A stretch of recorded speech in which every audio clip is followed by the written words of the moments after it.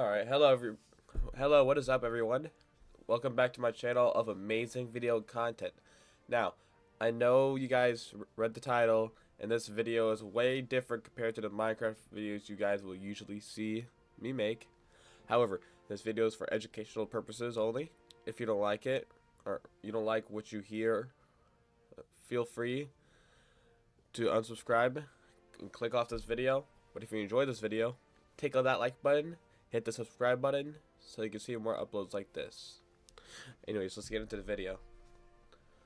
Now, an argument that people would say is like, we don't need the Second Amendment. Well, back in 1607 was the first year of British colonization of America. However, the first reason of the Second Amendment started in 1765 when the Stamp Act was introduced. The Stamp Act was a tax on all paper goods like newspapers, paper, articles, pamphlets, playing cards, legal documents, magazines, etc. In the same year, 1765, the British passed a new act called the Quartering Act, which allowed British troops to live in your house, whether you like it or not.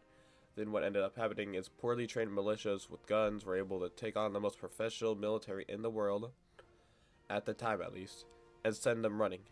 After the American Revolution, the Founding Fathers realized that the people of America needed a way to protect themselves from a foreign and domestic tyrannical government.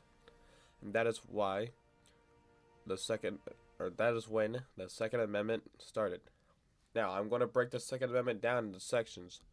I'm going to read it to you, or at least read it for you, at least. A well-regulated militia being necessary for the security of a free state, the right of the people to keep and bear arms and shall not be infringed.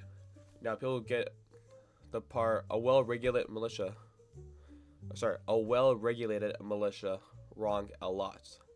People say that militias need to be regulated. Some people say the Second Amendment only applies to militias. However, all these sayings are false. The term regulated at the time meant well-trained. So what the Founding Fathers wanted was a well-trained militia. The second argument people say is the Second Amendment never mentions self-defense. Well, look at the words, the security of a free state. The Founding Fathers want civilians to secure their states, and a way to secure them is by defending yourselves and others against all threats, whether it is foreign or domestic. Another thing is, when it says the right to keep and bear arms, people believe the Founding Fathers were talking about muskets. However, that is not true. The reason they wrote bear arms and did not write bear muskets is because they did not know what kind of arms we would have in the future. The final thing is, people would say the Second Amendment was written in a way that it could be abolished. However, that is not true. It says shall not be infringed, meaning the government has no control over the Second Amendment.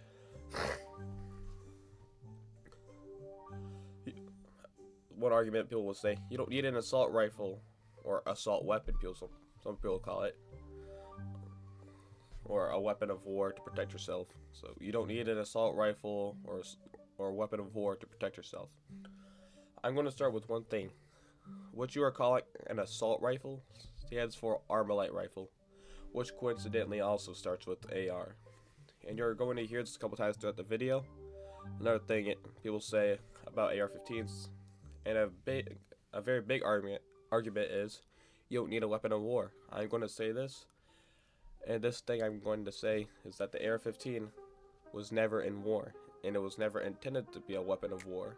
It was intended for civilian use, and even if it was considered to be in the military, there are too many things about it to where you would never see it on the battlefield.